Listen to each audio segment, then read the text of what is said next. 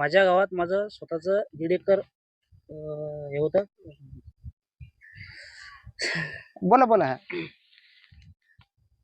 हरभऱ्याचं क्षेत्र होतं, ते सुकलं डायरेक्ट, म्हणजे वाळलं होतं, त्याला काहीच मरण नाही आलं गेल्या वर्षी. बर. तर गेल्या वर्षी मी असं ठरवलं की आपल्याला काहीतरी करायचं. बरोबर. तर योगायोग कलेक्टर मॅडमनी ही योजना तर आणलीच हो. आणि त्यातल्या त्यांची धडपड चांगलीच आहे. राईट. नक्कीच. म्हणजे तुमचं मागच्या वर्षी तुम्ही उभं शेतातलं पीक पाण्याअभावी, म्हणजे पाणी आहे म्हणून तुम्ही पेरलं, पण ते जळताना पण बघितलं. हो. आणि ही परिस्थिती यावी नाही. नक्कीच कोणत्याही शेतकऱ्यावर, आणि विशेषतः नवीन शेतकरी जर शेतीमध्ये उतरतोय तुमच्यासारखा, आणि असं एखादं पीक जर जळतं, तर काही लोक आत्महत्येचा मार्ग स्वीकारतात किंवा दुसऱ्या दिशेने जातात.